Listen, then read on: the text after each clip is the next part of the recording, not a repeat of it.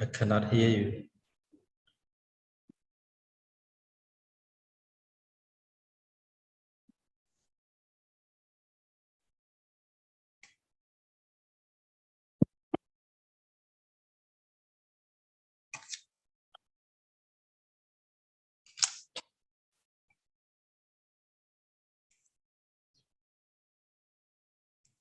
We cannot hear you.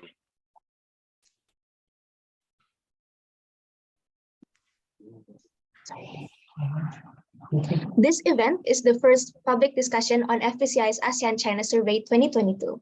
As a background, FPCI has been conducting ASEAN-China Survey annually since 2020, so this year marks the third edition of the survey. Through the survey, we aim to capture the public's perception on ASEAN-China relations on multiple issues, including the economy, security, geopolitics, and so forth. Today's public discussion is aimed at exchanging scholars and experts' views on ASEAN-China relations and giving context to why this issue is very important. Ladies and gentlemen, we are very pleased to host notable speakers from Southeast Asia to share their perspectives with us today. Allow me to welcome the speakers who have joined this event today. We have Dr. Ngeow Chow-Bing, Director at Institute of Chinese Studies, University of Malaya. We have Dr. Carlos Tabunda, Dean School of International Relations, New Era University, Philippines. We have Dr. Chong Ja Ian, Associate Professor at the Department of Political Science, National University of Singapore. We have Dr. Seun Sam, Policy Analyst at the Royal Academy of Cambodia. We have Mr. Hans Lukiman, Chairman of the Standing Committee of the Asia-Pacific Region, Indonesian Chamber of Commerce and Industry. Welcome our distinguished speakers. Also welcome our moderator for today's discussion. We have Dr. Shofwan Al Banna Choiruzzad, Fellow of FPCI and Supervisor of the ASEAN-China Survey Program. Welcome, Dr. Shofwan. Ladies and gentlemen, today I am also pleased to be joined by 32 organizations from Southeast Asia. We have our distinguished partners, International Relations Institute of Cambodia.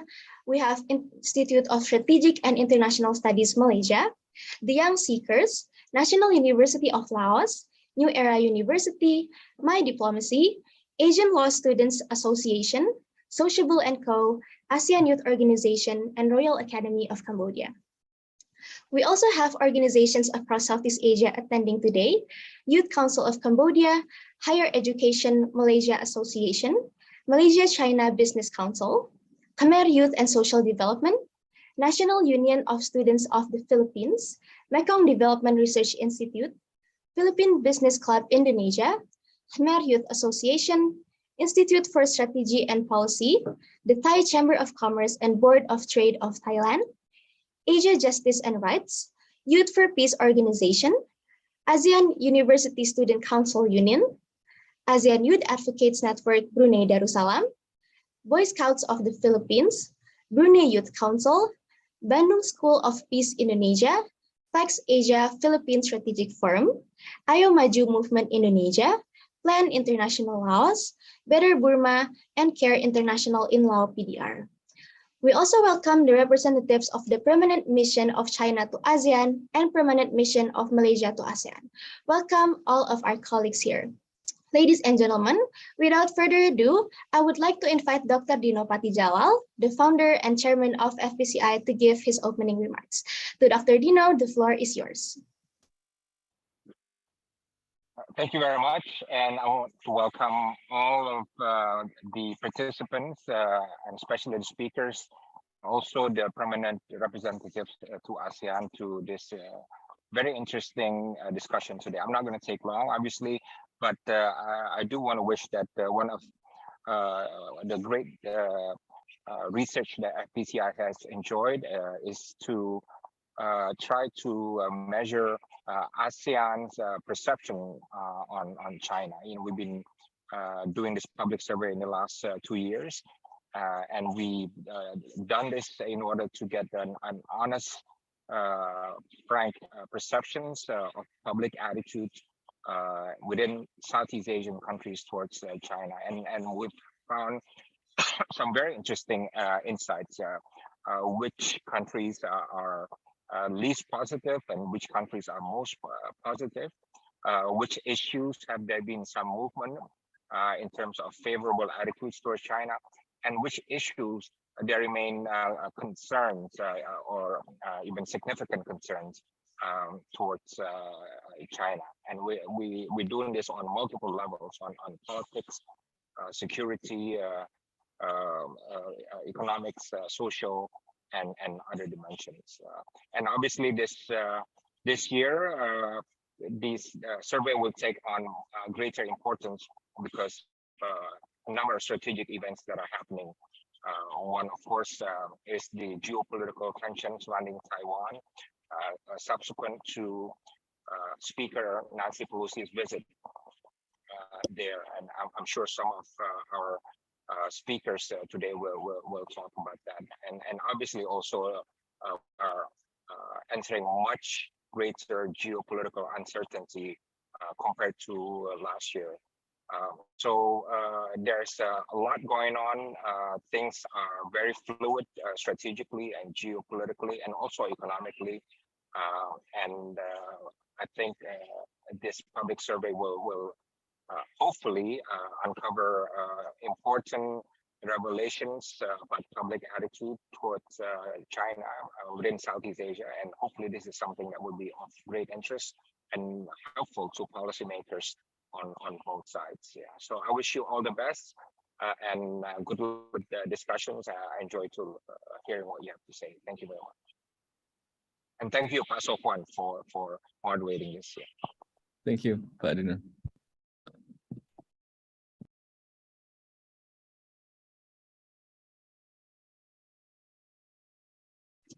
Ladies and gentlemen, as I am sure everyone is excited to jump into the discussion, without further ado, let us hear Dr. Shofwan Al Banna's presentation on the ASEAN-China Survey 2022. To Dr. Shofwan, the floor is yours. Thank you very much, Rana. And first things first, happy ASEAN Day, August the 8th. And I think it is important to be reminded that ASEAN has been here for more than 5 decades and has been successfully becoming one of the most resilient in regional cooperation in the world. And I think that is the thing that we need to be grateful for. But at the same time, we are facing a great challenge ahead, and especially in the efforts for ASEAN to be a more people-centered, as we often heard from the official documents. So in that spirit of trying to mainstream the people-centeredness of ASEAN, the survey, the ASEAN-China survey, is conducted to help measure the view of the people, the perceptions of the people in ASEAN on China, as well as on ASEAN-China relationship, which is increasingly becoming a very important, and especially also this year, and even in these days with the recent development in Taiwan. So I think this year we take the topic of managing cooperation amidst geopolitical tensions. So let's move to the survey. I will give some brief overview of the survey, and hope that we will be able to conduct the survey successfully with your support. So this is a very important time for us all, also because this is also more than 30 years of cooperation between ASEAN, China, and both recently had signed and announced the comprehensive strategic partnership. This trend of stronger relationship is, however, happening under an increasing tension in the geopolitical situation. not only because of the impact of the pandemic, which has some effect on the calculation of geopolitical relations, but also the ongoing geopolitical tension in Ukraine, and also recently the recent tension in Taiwan Strait. So I think it is interesting to look at how the relationship will be perceived by the people in Southeast Asia. So based on that issue, we are trying to look through the survey at some questions related to what do Southeast Asian, what do ASEAN people think on different aspects of ASEAN-China cooperation, including on how the geopolitical tension affect their perception and how they see the comprehensive strategic partnership. Through this survey, we aim to assess and update the ASEAN people's perspective to look to update our understanding on the perception on ASEAN people on the relationship of ASEAN and China. Second, to identify the key challenges, trends, and opportunities of cooperation in the after the pandemic and ahead, and to identify trends from the three surveys that we completed. So we have finished two surveys in 2020 and 2021, and we will look at how the development this year, what aspects are getting more positive perception, and what aspects are remaining a challenge for the relationship between ASEAN and China. To do so, we are targeting 5 groups of respondents in 10 ASEAN member states. We look at 2 main groups, the elites and also the future leaders, which are the students. And the elites are including different segments from government officials to academia to civil society and the private sector, the business sector.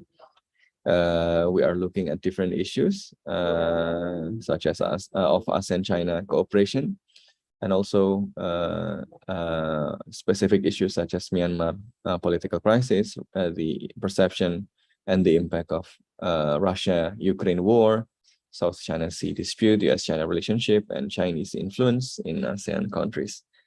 Let's move. So this is the ASEAN-China surveys over the years. We have successfully conducted 2 surveys. The first one in 2020 with the title of Assessing the Present and Envisioning the Future of ASEAN-China Relations. Last year, we are taking the title of Changing Perceptions, Remaining Anxieties, and New Opportunities. And now we are looking specifically on the impact of managing geopolitical tensions, managing cooperations amidst geopolitical tensions. Let's move. So here are some highlights from the previous surveys in general. Of course, you can see the details in the report, but some interesting findings from the previous reports was that there are aspects that gain more positive assessment, but there are also things that remain to be the challenge on the relationship. The share of, for example, the share of positive perception on ASEAN-China strategic partnership is increased by 12% from 2020 to 2021, from 47% to 59%. But at the same time, the respondents which responds that the least satisfactory of ASEAN-China cooperation is in securities issues is actually increasing. So defense, cybersecurity, immigration and borders, transnational crime is becoming a challenge in this respect. So you can see the complete results in the websites of the previous reports. Let's move.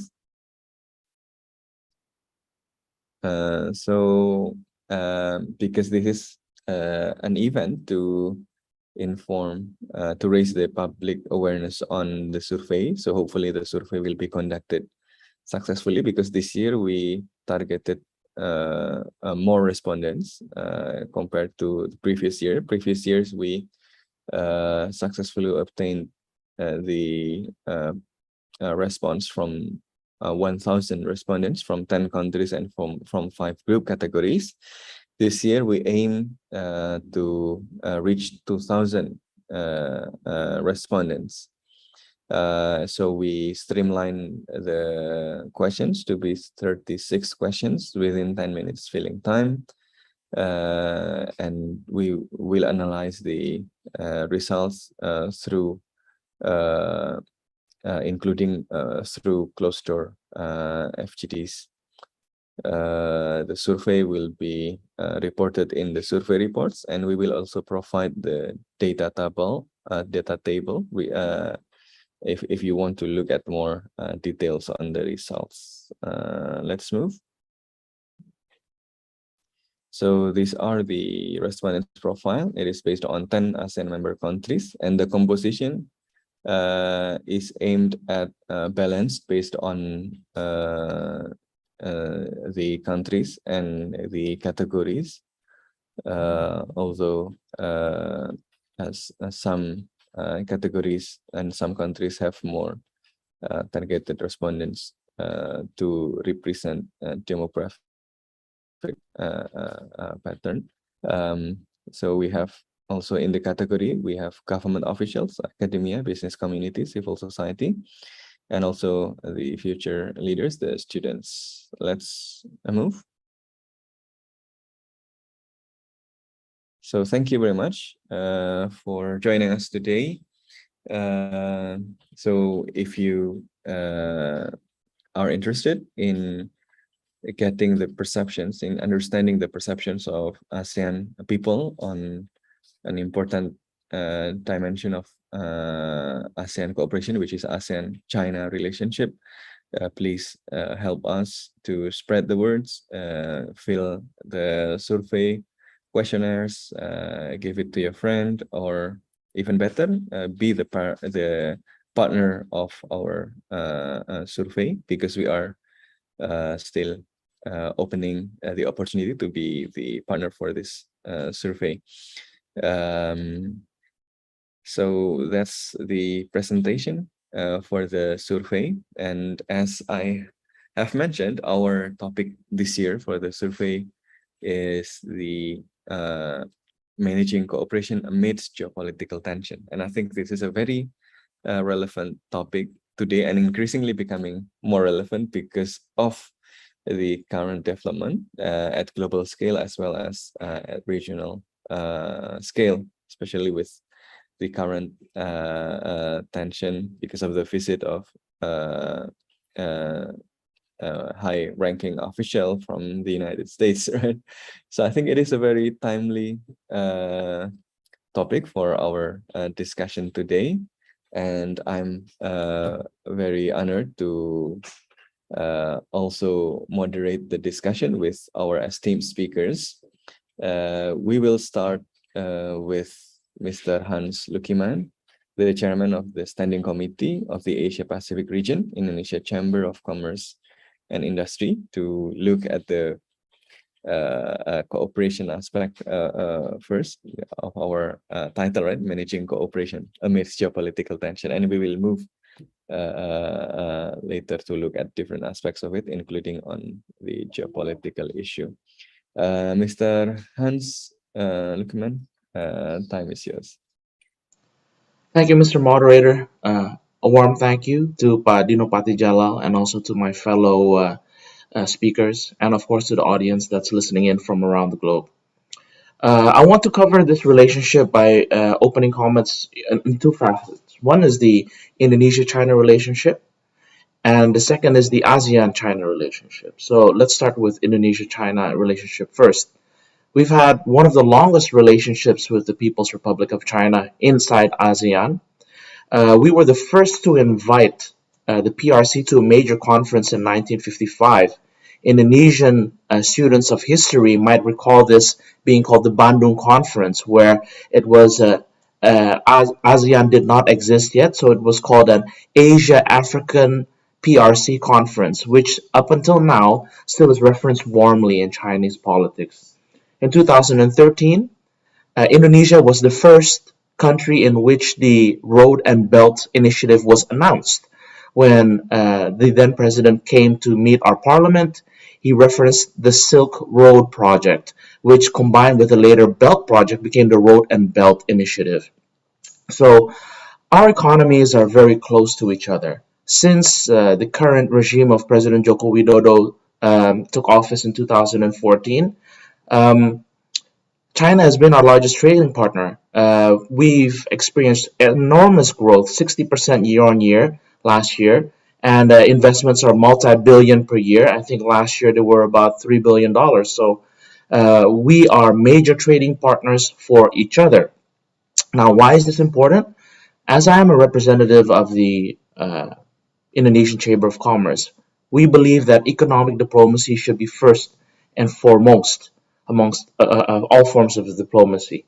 And it cannot be denied that we have a very important economic relationship between the two countries. This is also exemplified by the high-speed rail between Jakarta and Bandung.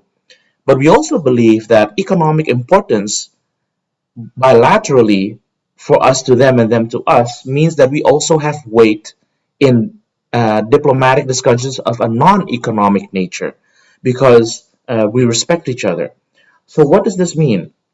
This means that Indonesia believes and Kadin believes that we should approach the relationship with China as a bloc, as an ASEAN bloc. And that is the central theme of ASEAN centrality, that we should speak as one voice, that we should not be broken apart and divided and conquered. So if we speak together, we'll be stronger as one voice. And we believe that also multilateral agreements such as RCEP will be key to maintaining this economic diplomacy first effort with China. And I think that you've mentioned, Mr. Moderator, one of the other countries in this political tension mix before, the United States. Frankly, from what we've seen in the documents proposed in the very nascent, or I might even say still undercooked attempt by the US to compete with the RCEP, which is the IPEF, we don't see much there that is going to put them on an equal footing in the region on a par with China. We need much more direct and real economic engagement from the US. Direct and real economic engagement from the US will result in higher engagement with all ASEAN member countries. And if we have direct and real economic engagement with the US, they will get more power in this region as well. They seem to have pivoted away from ASEAN during the Trump regime, and then during the Biden administration attempted to pivot back. That pivot back is nowhere near as close as the relationship was during the Obama administration. So I think with your theme of how we manage this collaboration, how we manage the tensions in between these two powerful countries, and how does that place ASEAN in the middle of the two? As long as we maintain economic relationships, we grow the economic relationships, we see proof of direct economic interest by the two countries in our region, that the economic stability and geopolitical stability between the three blocs, by which I mean the US, China, and ASEAN, will be well maintained. And I think that we can play a huge role in bringing stability to that relationship, simply again by the fact of emphasizing ASEAN centrality. Thank you, Mr. Moderator. Thank you very much, Hans. You highlighted the important facts that Indonesia has been in relationship with China even before ASEAN was established, and you also mentioned the importance of focusing on economic diplomacy and economic relations despite the geopolitical tension. Having said that, I think it is good to then move to Dr. Chong Ja Ian, the Associate Professor at the Department of Political Science, National University of Singapore, which I believe will give some comments also on continuing will give comments on probably geopolitical tension aspect of it. Time is yours, Dr. Chong. Thank you, Pak Shofwan. Thank you to FPCI and Pak Jalal for putting things together. It's a real pleasure to be here. So I guess picking up on the previous discussion, I'd like to highlight a couple of things as we talk about geopolitical tensions. One is that I think it's pretty well known that the PRC is ASEAN's largest bilateral trading partner. ASEAN collectively, we trade more with each other still. But at the same time, the US is by far the largest investor in ASEAN. And that's still the case, the Belt and Road notwithstanding. Now, ASEAN for a long time has benefited from this relationship. I mean, we are part of this global value chain, right? Investment comes into ASEAN, where we will build factories and we'll export, we'll import components from China, we'll export components and products to the PRC. And so that really symbiotic relationship between the US and China has really allowed our economies to grow. And we've really enjoyed the fruits of, I guess, globalization in a way. But I think one thing we do have to be aware of is that there is a growing distance between the United States and China. This is not something that we in ASEAN have a direct role in. It's something that Beijing and Washington have to decide for themselves. But it will have a fairly direct effect on us. So if you think about the way that we're embedded in the global value chains, if there's more onshoring in the US, if there's more focus on the sort of domestic part of the Chinese economy, a shift to looking at domestic production a lot more, what we'll see is ASEAN will and ASEAN economies will be sort of pulled in between these tensions. And so our older approach, right, of not wanting to choose sides, of wanting to be a friend to all, that can be under some pressure. So it might be useful for ASEAN to consider, we've not done so much yet, but it's maybe useful for us to consider, what happens if the distance between Washington and Beijing grows, given the fact that it's not something we can directly involve ourselves in. And at what point do we need to make certain shifts? What would those shifts look like? That sort of forward planning is something that we haven't really talked about as much in ASEAN, and perhaps it's time to begin, right? Because we see the fact that there's more friction between Washington and Beijing. That's led to more military activity in the South China Sea, East China Sea, around Taiwan, as we've observed. In the event of a contingency, places like the South China Sea, like Indonesia, being archipelagic, like Malaysia, like Singapore, we would not by any fault of our own likely become embroiled in contestations over access and access denial. So by either side. And so how would we safeguard ourselves in this sort of environment is a question that I think is pretty salient. ASEAN's been very, very effective at putting down tensions, at sort of getting everyone to talk. But by virtue of being really good at slowing things down, which is necessary at times, we also, that also stymies our ability, right, to take initiative, to move forward. We've seen, trouble with Myanmar and all that. It's just that ASEAN was designed for a different purpose and a different world that we're entering right now. So some of that updating might be useful in light of how the US-China relationship is shaping out, right? So that's the sort of, this is ASEAN-China relationship survey, but unfortunately, given the fact that both China and the U.S. are global powers. They get involved in in the way that we may have to think about things, right? And I think as part of this contestation, we see diplomatic efforts by both the U.S. and China to win friends, which is not necessarily a bad thing. But when some of this outreach tends to take on elements that might suggest unhappiness with particular regimes, that can be quite tricky for us in ASEAN. When some of this outreach tends to focus on ethnicity, given our past in Southeast Asia, where issues of ethnicity, relations between different ethnic groups have in the past come out in the open in fairly ugly ways, that's something that we also need to be aware of. I mean, I don't expect Washington or Beijing to really care about what we're doing. It's, they look out for their interests, so we should look out for ours. So in that context, how would we manage our inter-ethnic relations, our interstate relations at a time when there are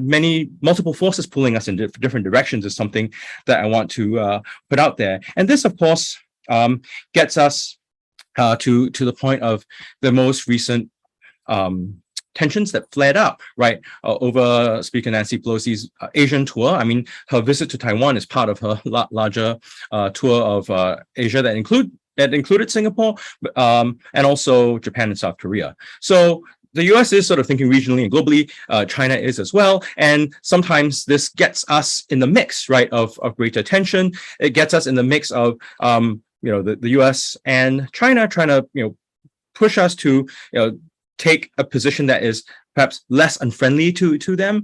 You see some of this debate over issues of One China principle versus One China policy. I'd like to highlight to participants today that the ASEAN foreign ministers meeting last weekend talked about how each of our ASEAN countries have our respective One China policies.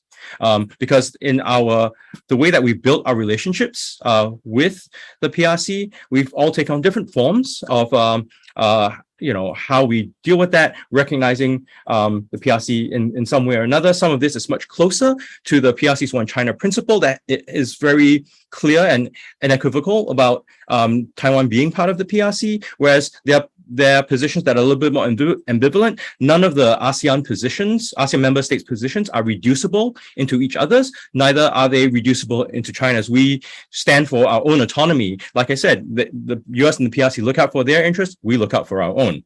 So that's, I think, something that's useful to remember at a time when a lot of confusion tends to creep in, at a time where that effort to get greater support for various positions will come in through various information sources, including social media, your mainstream media, your private chat groups, that can lead to a lot of confusion and perhaps more internal fraying within Southeast Asian states, but also among Southeast Asian states. So that's the sort of context, the operative context that we may be heading into, not because we've chosen to, it's because it's the reality that we face. And it's something that perhaps ASEAN, both at the elite level, but also at the people level, we need to start thinking about and discussing in order to better handle the challenges that lie ahead.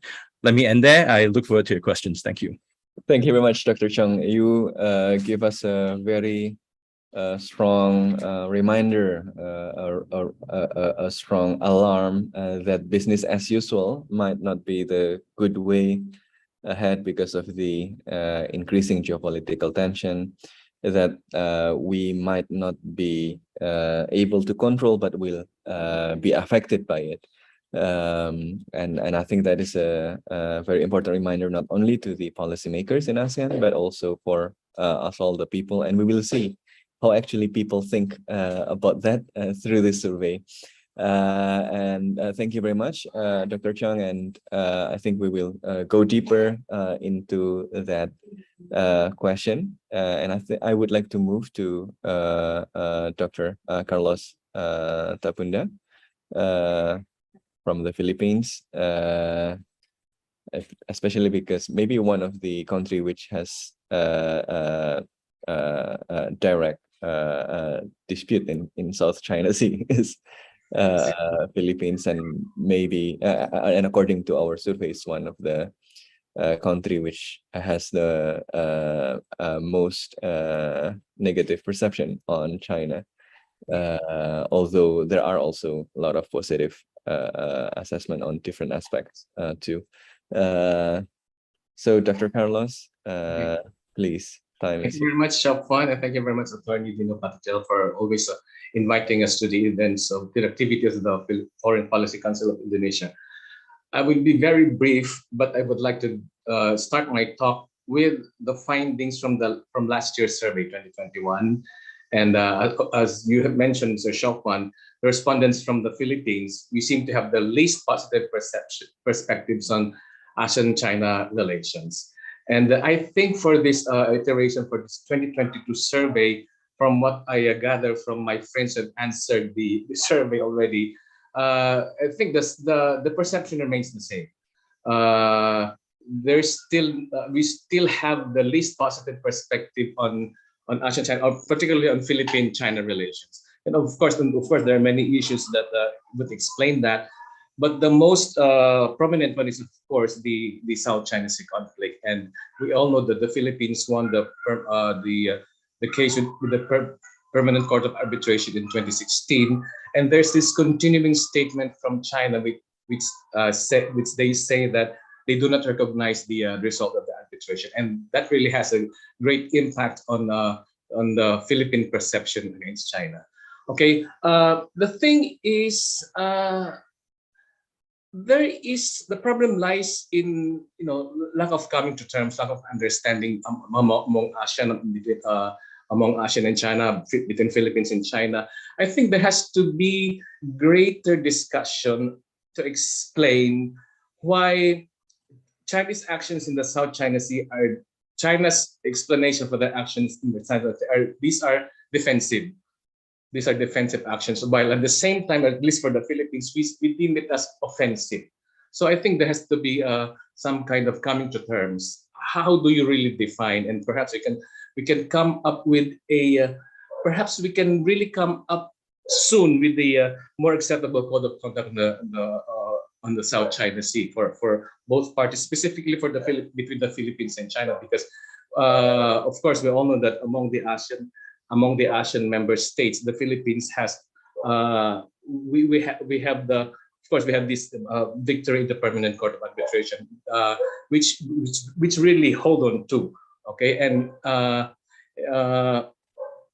at least the president, the new administration stated that they will hold on to that victory over China in the Permanent Court of Arbitration.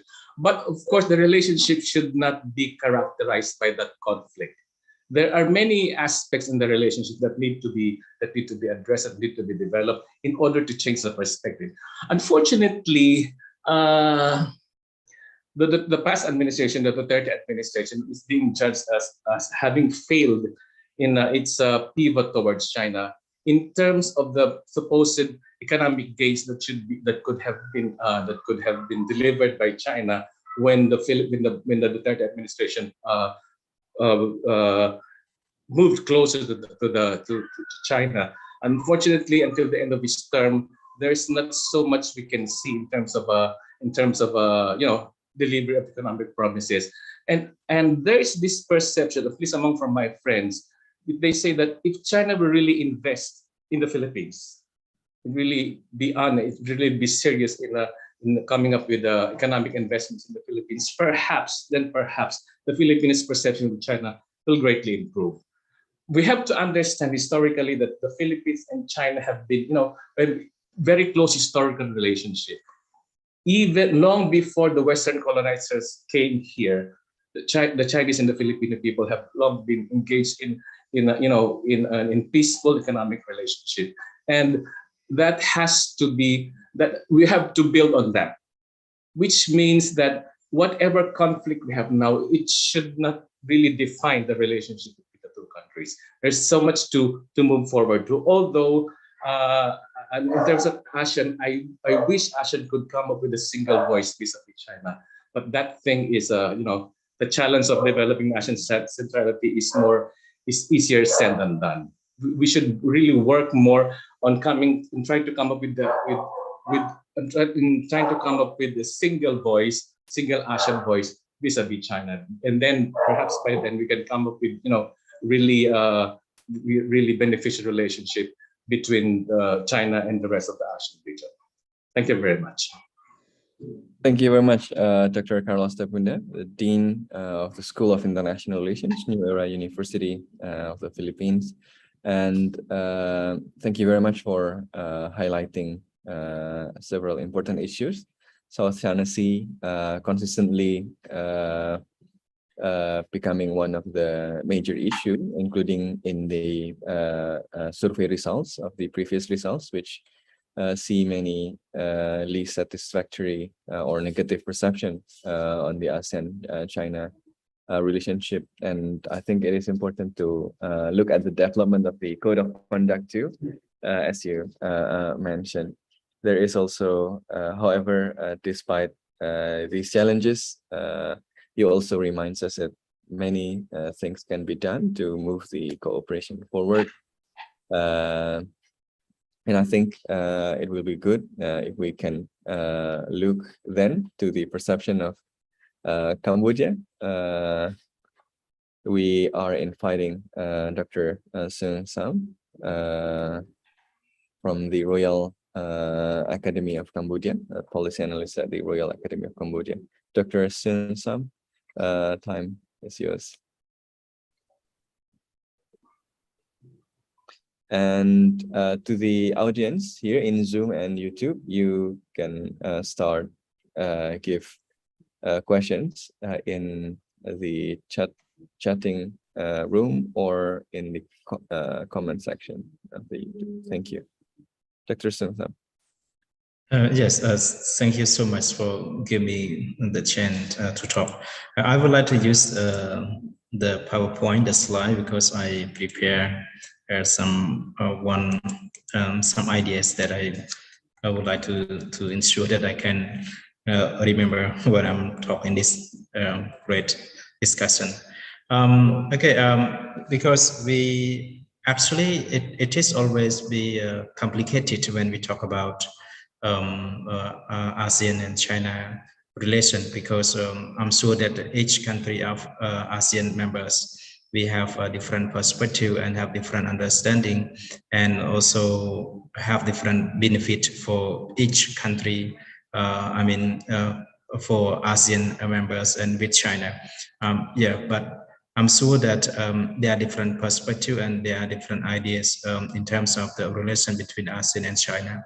But however, we have to acknowledge that there are both positive and I would like to say a positive and negative impact on the relation between ASEAN and China. And because we cannot deny the rise of China, and because China is rising step by step, and many of ASEAN countries have the big trade exchange between between each country and with China, or many of ASEAN, even though right now we have different free trade agreement, and we have the ASEAN-China agreement, and also we have individual free trade agreement with China. So I'm sure that if we are looking for the negative impact, we will find so many negative impacts that emerge from the relation with China. But if we just focus on the positive impacts, I'm sure that we may also find many positive impacts that emerge from the relation with China.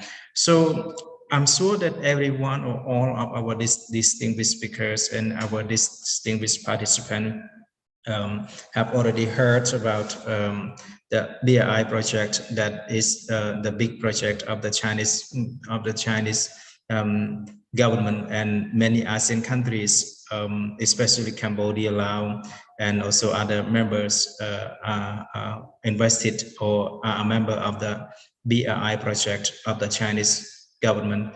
So in Cambodia, we have because I'm a Cambodian, so I just would like to cover on how the people in Cambodia think about the BRI project.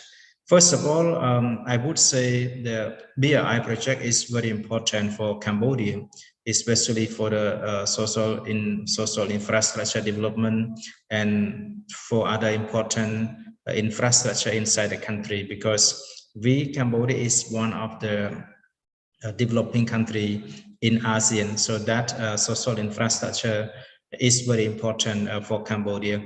However, there are some perspectives that bring concern about the BRI project, like for example, some ideas and some comments from the non-governmental organization that they demand the transparency and accountability from Cambodian government when they start to invest or when they start to involve with the BRI project. However, even though it is one of the most one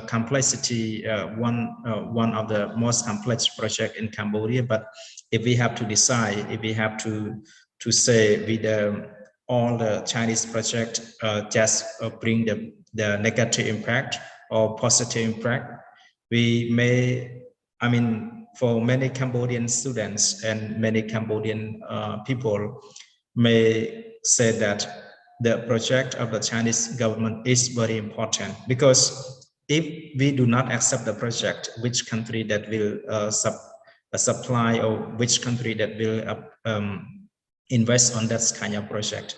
However, in this slide, you see the word China's rate, because China is one of the country that with the name as the communist country, because some media that written the word communist is one of the most negative meaning, so that some people or some students and some researchers, when they hear the word communist, they may feel, they just think about something that is bad, something that is not good.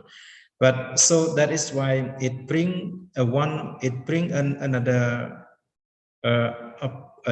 mindset. I mean, it bring another ideas for the people when they hear just the words communist. So that it is complicated, because in Cambodia, and I'm sure that in many ASEAN countries, the government and the government of the ASEAN members and the Chinese government, they have the very good relation with each other.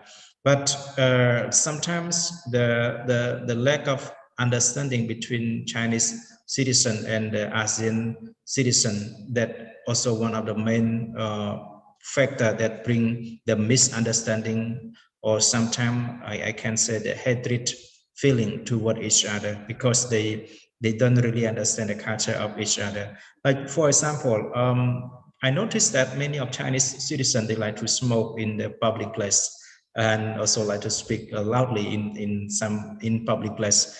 And in some ASEAN countries, when you smoke and when you speak loudly in the public place, that is very impolite, and that also bring that kind of activities also bring the negative impact on the Chinese fame in the ASEAN countries. That is just one example.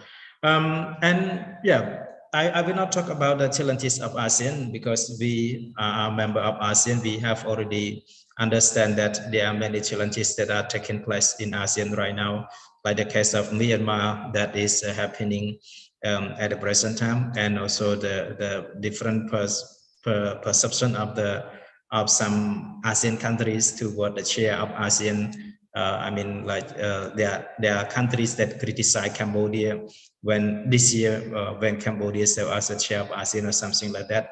So we have different issues: the South China Sea, the the South China Sea, and the crisis in Russia and Ukraine or something like that. Those are the main challenges that are taking place in ASEAN right now. So if we, many issues in ASEAN. So it is better not to talk about it right now. And ASEAN, in this slide, I just want to show, we ASEAN also lack of strong institution to ensure that its collective decisions were implemented successfully. I mean, because we have no mechanism to, to really force each share or each country to follow what have already approved. So that is also one of another issue. And for example, like the case of the South China Sea issue, like Dr. Carlos, and I mean our speaker from the Philippines just mentioned that the Philippines is one of the countries that strongly protests against China in terms of South China Sea issue. I think yeah, in that case, because of the national interest of each ASEAN countries, also bring different activities and different requirement, different understanding. So that also make ASEAN and China relation look different from each other, from one country to another country. So just go step, yeah, I guess go in brief, and then I would be happy to answer the question. So I will talk in brief in this important slide, because this point is one of the main points that I would like to share. In terms of ASEAN and China relation, I think the mutual trade competition and surpluses are still present. I mean, at the present times, some of ASEAN countries and China still compete each other in terms of trade. I mean, because China is also one of the countries that export many products to the EU and to the US and also to other countries, while some of ASEAN countries still need to find a market to sell to sell their own products. For example, Cambodia and China have the very good relation with each other, but the United States still be the main market for Cambodia to sell its product. And because Cambodia could not export its agricultural products to sell in China, that is one of the most important point. And some countries like Vietnam or Thailand or Malaysia that they export many agricultural products also still cannot based on Chinese market to sell. So only the market in the Europe and the US that are still the main market. And number two, in attracting foreign investment, China and ASEAN countries still try to attract the foreign investment to invest in that country. For example, in Thailand and Vietnam, especially Vietnam and China. I mean, because I'm sure that our friends from Vietnam, or some of our friends can mention about that for the next discussion. But because right now, just go in brief, China is try to attract other foreign investment to go to invest in China, and ASEAN countries still also try to attract more investment to come and invest in that countries. So it is overlap, so it means that we ASEAN and China still try to compete with each other. And the last point that I want to mention is that China continue to cause concern in ASEAN countries.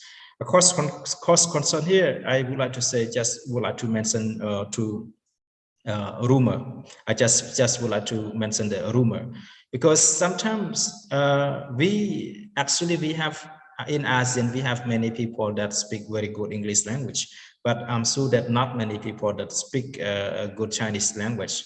So sometimes people who read only the news in English language, and it seems like they hear more and they understand more information in English language about China.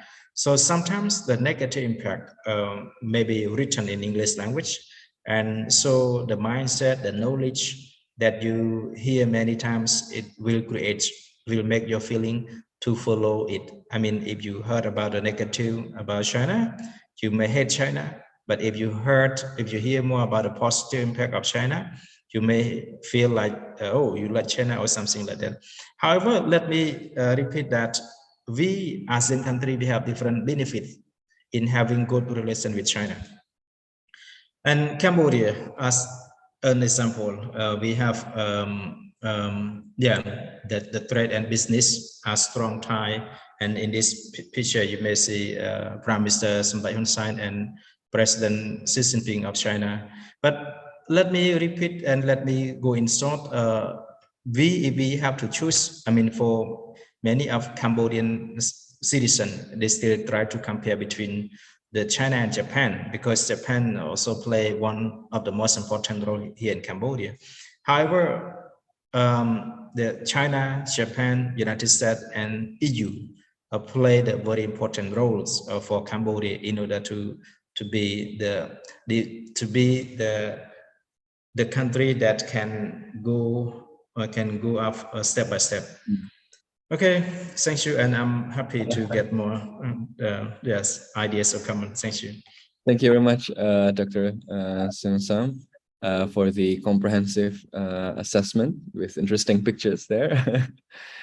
So you highlighted the complexity of the relationship between ASEAN and not only ASEAN, but also ASEAN countries are having their own unique situations in their relationship with China.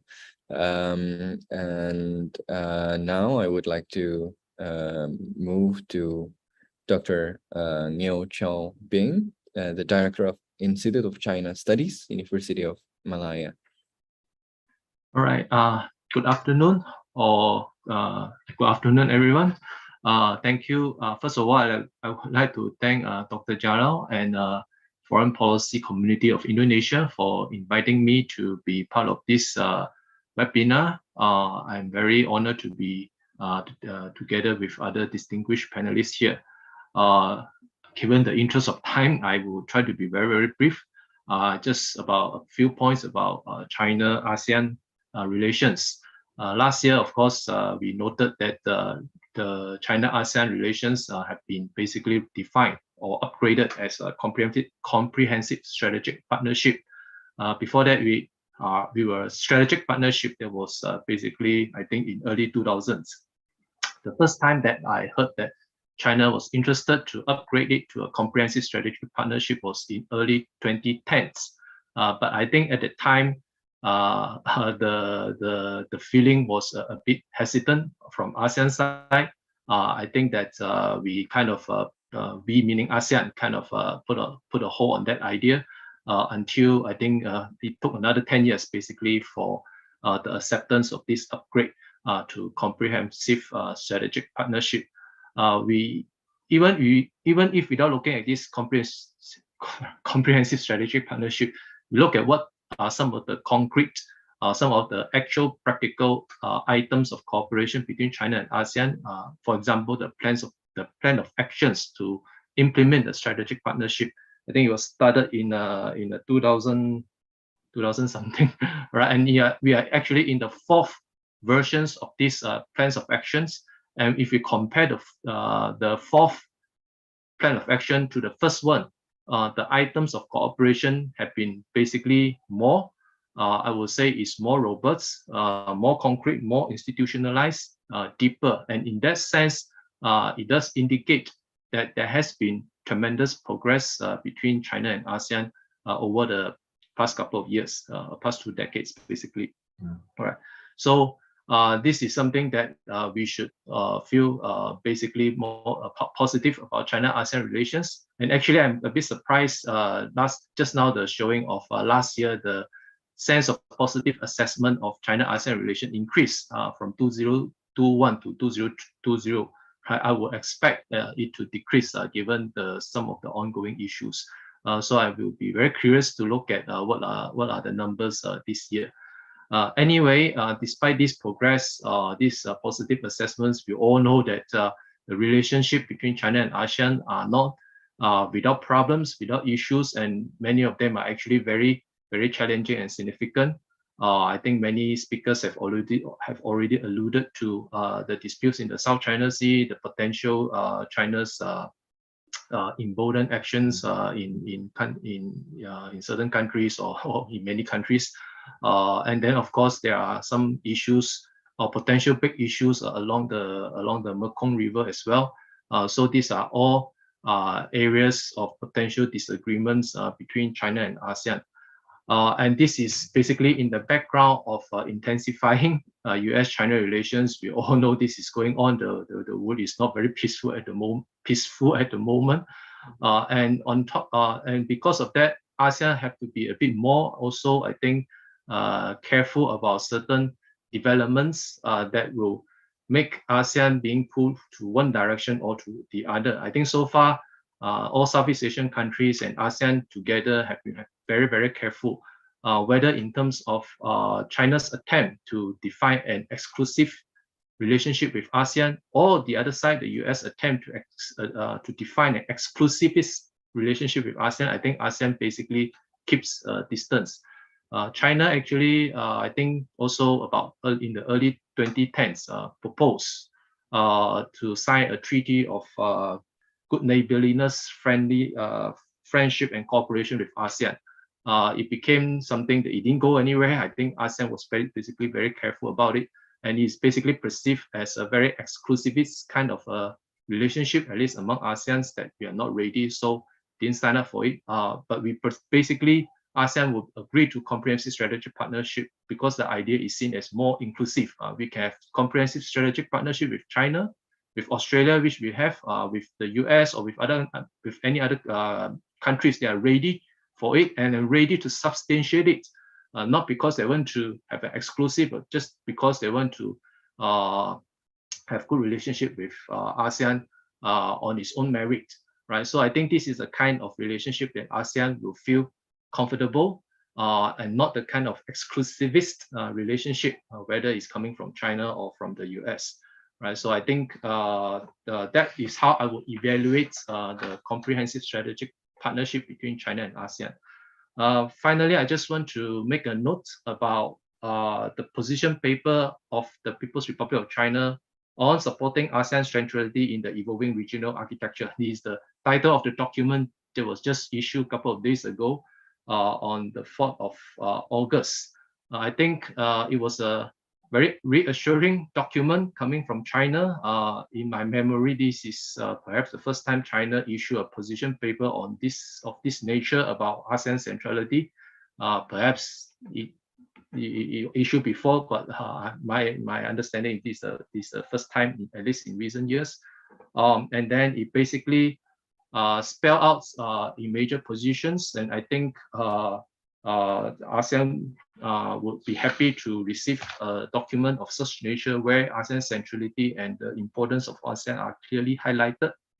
And especially I want to take note that in the Article 6 of the position paper, it endorsed ASEAN outlook on the Indo-Pacific AOIP. This is the third time since late last year, if my calculation is correct, the third time that China has come up explicitly in support of AOIP. I think this is the kind of the Indo-Pacific vision that China finds that it has a place in it, and it will be supportive of it, and it basically concurs with ASEAN vision of it. China also say that it is ready to sign the protocol to the Treaty of the Southeast Asian Nuclear Weapon Free Zone, right? But he has been saying this for a couple of years already, so we will see whether China is ready for it. But basically, the whole position paper has, I think, is positive for ASEAN, but we have to also observe whether China can match its action with words, right? So that would be a few points that I would like to make. I look forward to the discussions. Thank you.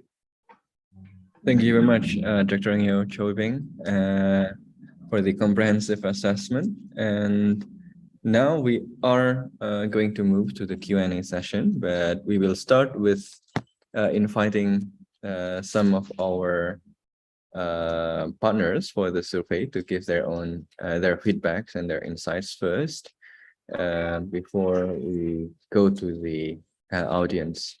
I would like to invite our partner, My Diplomacy from Malaysia.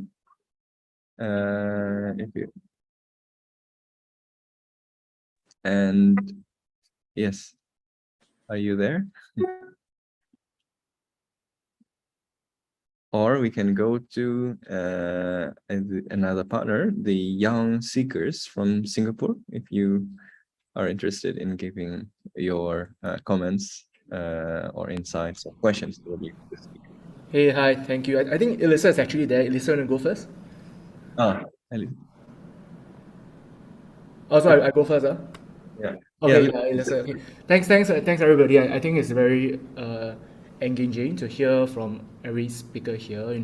It's quite clear that we have two parts of the equation, right? Bilateral relations with China, as well as the relations with China as a whole, using ASEAN as the platform.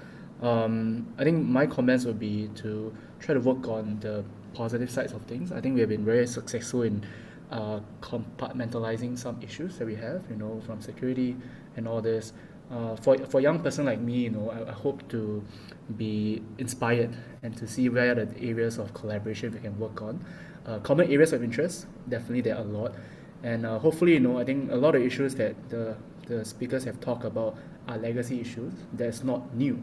I think it's up to young people to think of creative ways to solve it, and hopefully, to have that kind of friendships with each other amongst ASEAN member states, as well as our Chinese friends, so that eventually we can move towards a consensus building for issues that we're facing, and also creating new opportunities for the rest of the years to come. Thank you.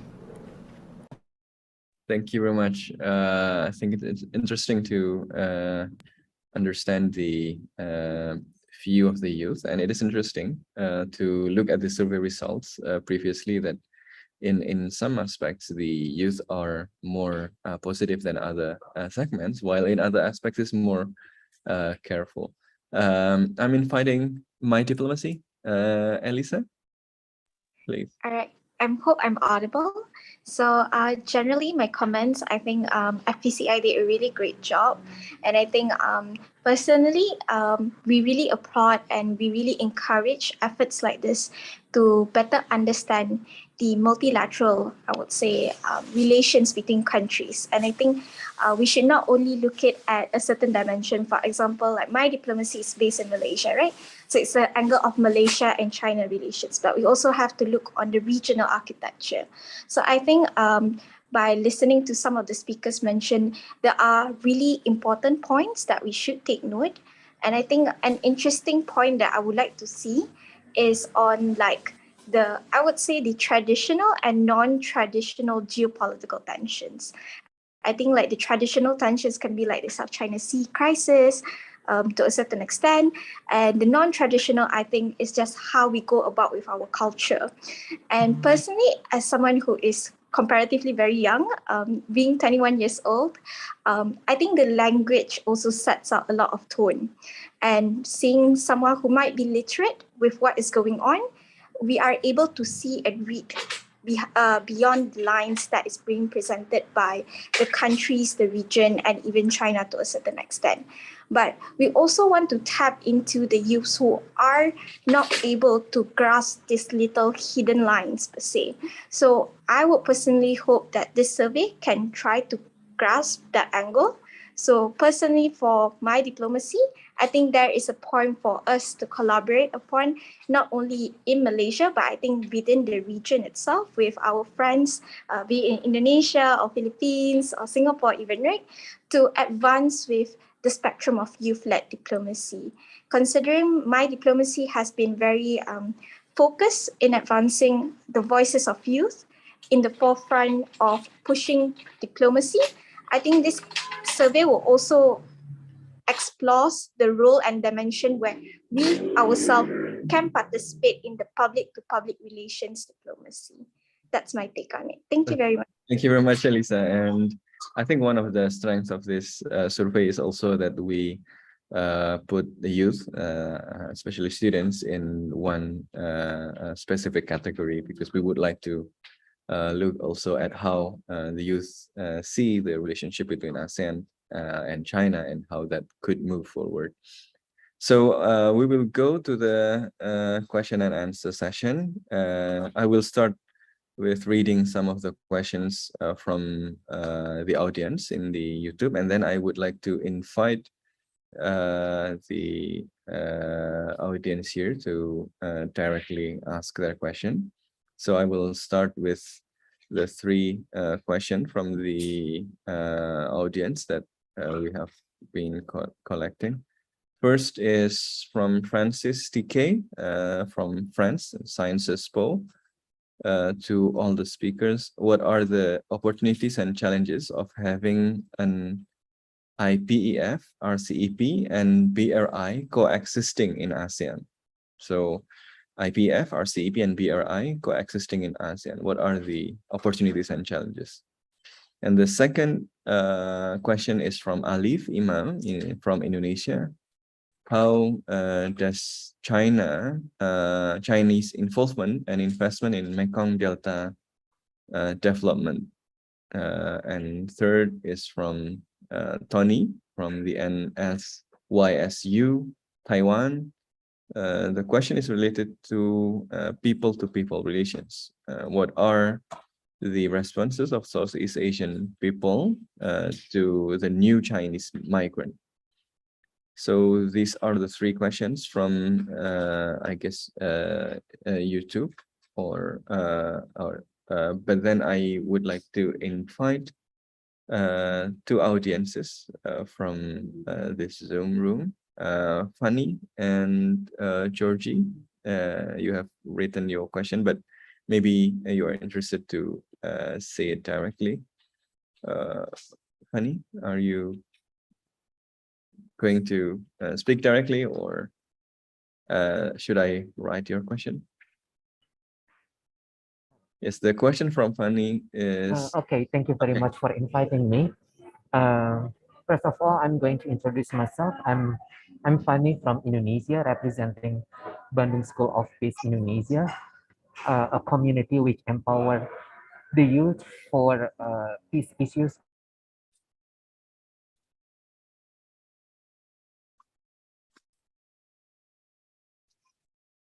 I think Fanny is disconnected, no? But Mr. Moderator, I think Yes. I'll take the opportunity to answer Yes, Mr. please. Fani's question, which I believe in the chat is in relation to human rights issues and how they should be included in our discussions. But I would make the opposite point.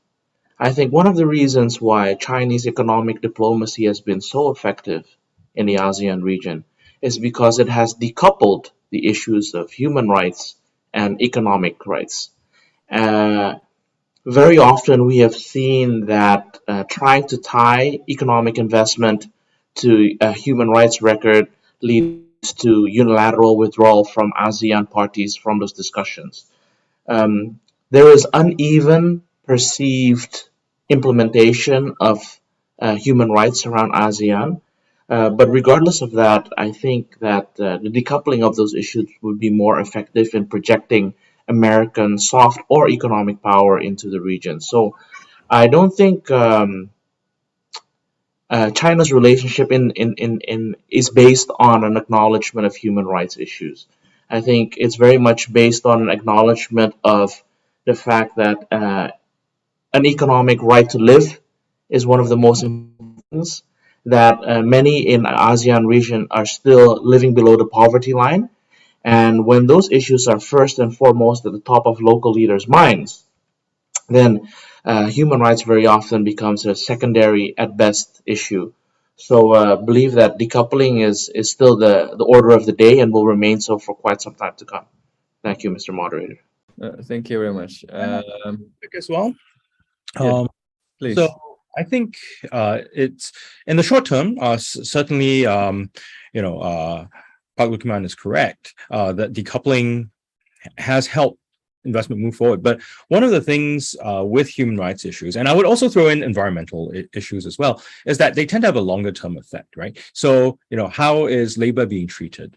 How is the environment being affected? And how does that then affect the livelihoods of people? I mean, the Mekong is a good example where the creation of dams, that investment, has immediate and tangible benefits, but downstream, right, this can also affect livelihoods that can create political pushback. So I think that decoupling of human rights issues, this is not a sort of China issue. I think a lot of major investment in infrastructure has these problems, that decoupling of human rights and environmental and these sorts of issues allows for the investment to move through. But when you look at the medium to longer term, there can be blowback that I think if we are thinking about sustainability, if we're thinking about having long-term relationships that are smoother, those considerations, those longer-term considerations need to be taken on board. Companies, of course, are looking at shorter term, they're looking at quarterly profits, so on and so forth. But this is where I think civil society and governments probably need to take a longer-term perspective.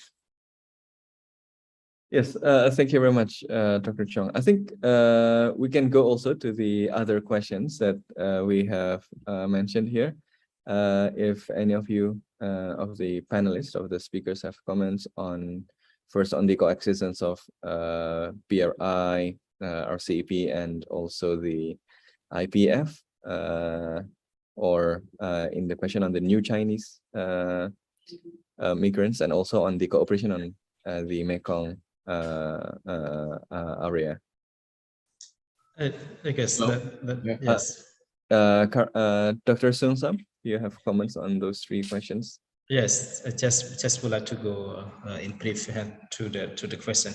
I would like to talk just a bit on BRI and IPEF because we, I mean, like what I mentioned above, it is always be complicated when we just talk on the Chinese project, and then we focus on one more project that is initiated by the US. We believe that.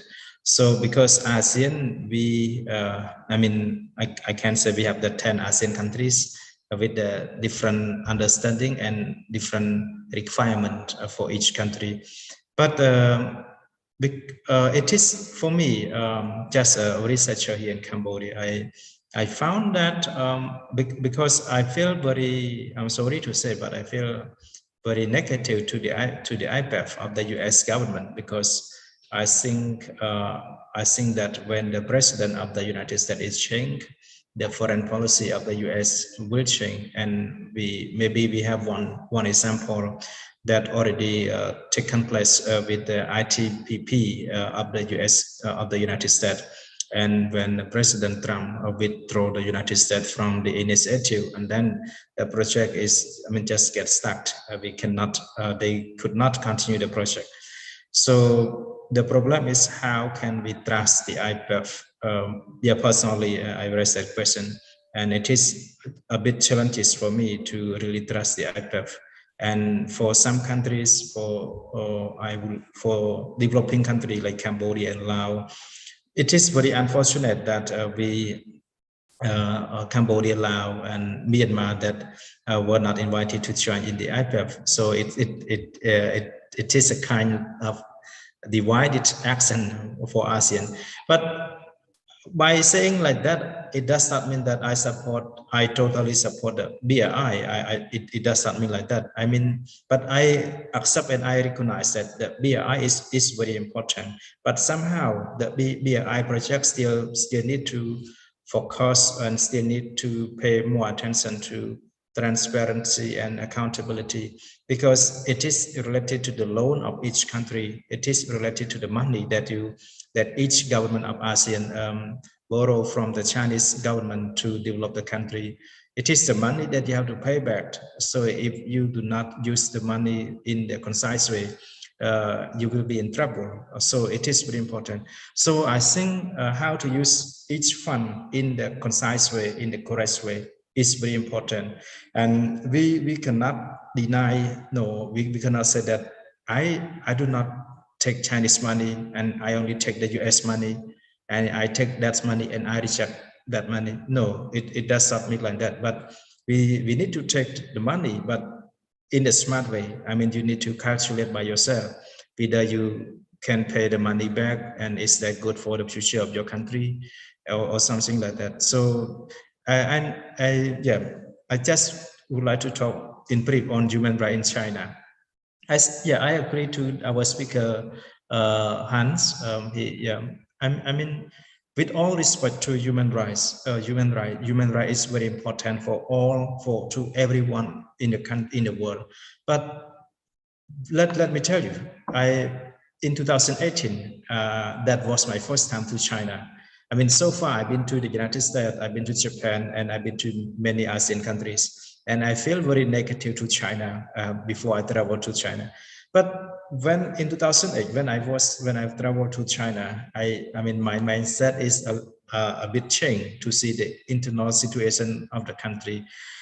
And here, I think it should based on what is the first requirement of your family or of your country, and then yeah, let me repeat, human right is very important. Human right is very important, but how can you look for the human rights improvement in the country that the economic go first and the social development go first, and then you want to look for human rights? Yeah, I think there are many platforms, many spaces that we can look for the human rights improvement. But I'm sure that we just need to know the place where to go and what we need at the present time. Yeah, thank you. Thank you, Dr. Seun Sam. I think your answers on IPEF and BRI shows that it is important not to see Cambodia and ASEAN, for example, merely in the light of great power politics, because there are unique situations that the countries themselves need to address. And great powers often think through the great power competition lens and simplifying things, including by not inviting Cambodia. It's very interesting. Your answer is, I think it's very important to be heard. I'm going to move to Dr. Carlos. Yes, thank you very much. I would like to address the issue on the BRI and other Chinese investments, because there's so much negative press here in the Philippines about Chinese investments. Regarding BRI, of course, much of those that have been promised to President Duterte before did not materialize. But I think some of the press is grossly unfair to China. Among others, they're saying that accessing Chinese debt would lead to debt trap, such as what happened to Sri Lanka, which of course we all know that that's not really true, because many of the investments coming from that were poured into there's just a small portion of the investments that's poured into Sri Lanka that really came from China. Of them really came from other sources. So I think there's a lot of how shall I say this? There should be more effort from China to answer these unfair accusations, particularly the negative press they're receiving here in the Philippines about the possible debt trap if we accept the loans of China. I mentioned this because under this new administration, under Bongbong Marcos Jr., one of the first issues that surfaced during this new term is the issue of three rail projects that were promised by China, but unfortunately did not materialize. And then there's this announcement coming from many sectors that the Philippines should not pursue that because it would lead to a debt trap. But there's really a need to study on the implications on the ramifications of accepting investments and loans coming from China. Is this really true? I think China is losing because it is not doing enough to explain its side, particularly here in my country. Thank you very much, Dr. Carlos. We are running out of time because there will be a short presentation from the partnership team, but let me give a short time for the three panelists, Pak Hans, Dr. Chong, and Dr. Ngeow Chow-Bing. Maybe 1 minute each to give response to the questions. Dr. Pak Hans? Thank you. I think what I'd like to have the viewers take away from this conversation is that geopolitical tensions and desired economic outcomes for each of the ASEAN member states cannot be separated. They are different facets of the same issue.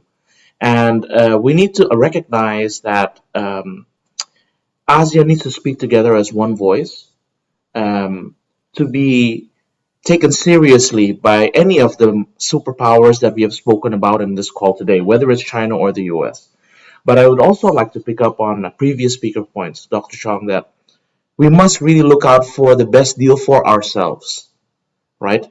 Whatever is the best deal on the table, we should take it. But we, again, will only get the best deal if we speak together as one voice. That's why Indonesia is very much in favor of multilateralism.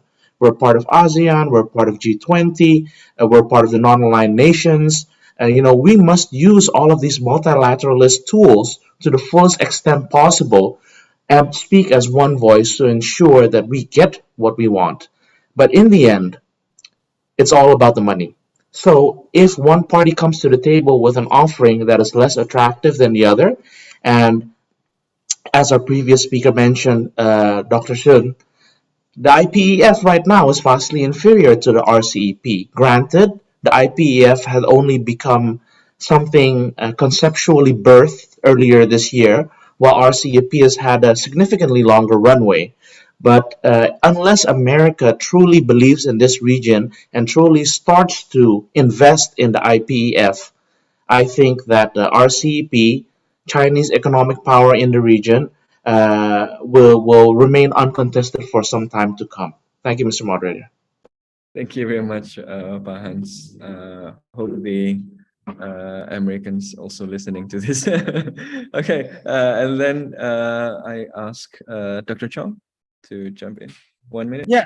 So I just want to pick off on what Pak Hans had said. I think it's important for ASEAN to speak collectively, sometimes to bargain collectively. I also recognize that, it's getting the best deal is important, but sometimes the best deal isn't just the immediate money, right? It's also about how sustainable, how much further growth we can have. So the earlier points that Dr. Seun Sam and Pak Hans had mentioned in terms of good governance, right? That's quite key too. So in that sense, it's not that divorced from human rights and environmental issues. And of course, to the young people listening, I mean, this is your world, so it's important that you get on board if you want to live in a world that is more comfortable and livable for yourselves. And I just want to touch on that Chinese migrant issue that came up but wasn't picked up. I think there will be migration. That's just how these things are. But the question would be how integration works, right? Especially if it's people who are migrating on a permanent basis, then what is quite key is going to be how they integrate themselves with the local societies and also how local societies embrace them, right? This is not a new issue for ASEAN. It's something that we had in our individual ways worked with as we got independence and did our nation building. So that incorporation of new migrants into our local societies is quite key, rather than to sort of have a separate group. We all have our challenges there, but it's something to, I think, watch out for and work on. Thank you very much. And last but not least, Dr. Ngeow Chow-Bing. Right. About the IPEF, BRI, and RCEP, I think they can coexist because they are different things. RCEP is a trade deal. IPEF is just standard setting framework about high standards. Not many details in it, so we actually don't know. BRI is actually very vague. It depends on what kind of exact projects that have been negotiated by the host government and by China. So they deal with different things. I think in theory at least, but I think in practice also they can coexist. It's not exclusive to each other in a way. I also want to deal a bit upon on the new Chinese migrants.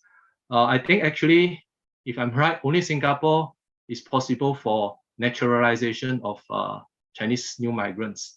Other Southeast Asian countries perhaps will allow them to have a sustained period of staying in their respective countries, but naturalization, I think, is quite difficult, at least in Malaysia, right? But my understanding is other ASEAN countries are very unlikely to accept large-scale naturalization. So that means that the new Chinese migrants actually are different from the early waves of migrations. They are not here for permanent settlement. They are here. They are actually more a mobile, circulatory, and transitory nature. They circulate among themselves and then their home country, and transitory, they could go somewhere else. So they are not looking for permanent, but more just temporary stay. I think it's compared to the early waves, it's more difficult for them to have this naturalization. Early stage will be much more likely to have permanent stay. But on the other hand, I agree very much with Dr. Chong about how they integrate and how the local society also try to understand and see, work out and how to embrace them. But I just want to make a point: do not take the new Chinese migrants as a monolithic group. I think some people do that. Some people think that they are all part of the China's moving out, right? And some would say that they are backed by the Chinese state or something. I think this is wrong. They all come for different motivations. They go out for different motivations with their own visions, with their own prospects, with their own dreams. In a way, we should not treat them as a single monolithic entity. We should understand their own diversity and plurality in it. Right, that's all I have to say. Thank you. Thank you very much, Dr. Ngeow Chow-Bing, and thank you very much for all panelists. Now we are reaching the end of the discussion. Still a lot of questions actually in the audience, I believe, but you can share your opinions, your feedbacks throughout the survey, and we will still have another series of discussion during the process of the survey. Thank you very much for all panelists, all speakers, and all the audience, and I return the session to Rana. Thank you.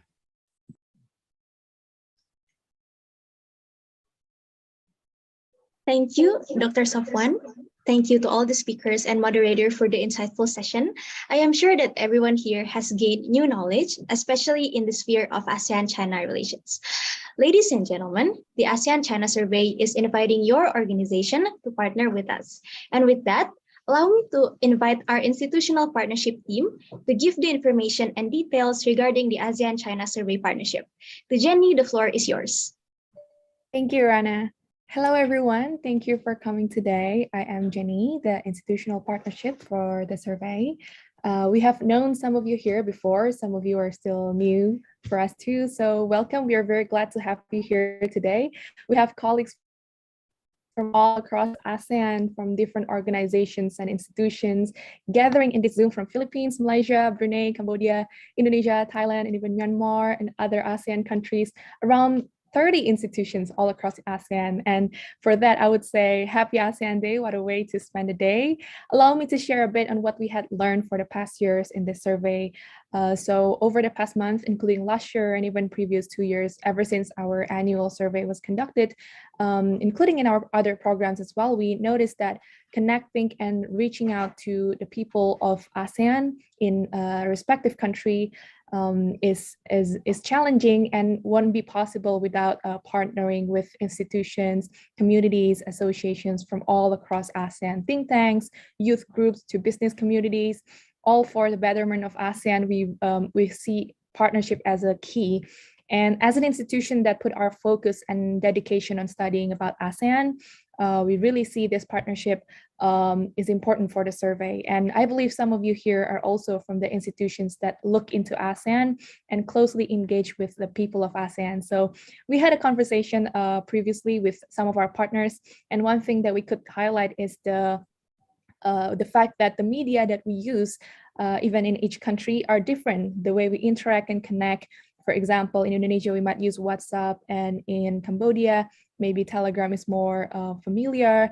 And in Thailand, even they use Line and so many different platforms. Some youth groups in some countries use Instagram and some might not really use Instagram. So there are a lot of things that we want to learn further about the people of ASEAN and the behaviors of each country. And that won't be possible without connecting to the right stakeholders in ASEAN countries. So I am here to invite all of us here. If you're from institution from ASEAN countries, we are very much welcome if you want to partner with us in this ASEAN-China survey. And as mentioned previously, this survey aims to grasp the diverse perception, right, from ASEAN people towards China. And we are really trying to dig deeper into that. And for that, responses from the grassroots, the youth, academicians from different categories are really important. And this is also your study and not only FPCI study. So all the data, all the analysis and observations. It will be all for the betterment of us, for your inquiry or any activities that you might need in the future, in any activities that your institution might be doing, or even your individual study as well. Also, for your information, in around September, we will have this preliminary focus group discussion, which only partners will be joining, a closed door focus group discussion. There we will be discussing about the preliminary finding, all the raw data will be displayed, and we will be observing together and discussing about that together. And with that, our partners will contribute to the making of the report, and we see that as important. And we also encourage you to work together with us in this survey if you are from the institution from ASEAN countries. And we're not talking only about the partnership for ASEAN-China survey only, but what we wish is to have a long-lasting partnership with you. We see the importance of engaging more and building a tighter relations with the people of ASEAN. As we know, it is one thing that we all should contribute to, the people-to-people relations among ASEAN people. That would be really important. And we want to make friends from all across ASEAN, basically. So we are glad that we have this gathering today in a very special day. So again, happy ASEAN Day, and thank you very much. We are looking forward to connecting with you again in the future. And for your any inquiry, you may contact me anytime in my email. I will send to you in my Zoom chat box. And yeah, we are looking forward to any possible collaboration and partnership with your institution. Thank you. Back to you, Rana.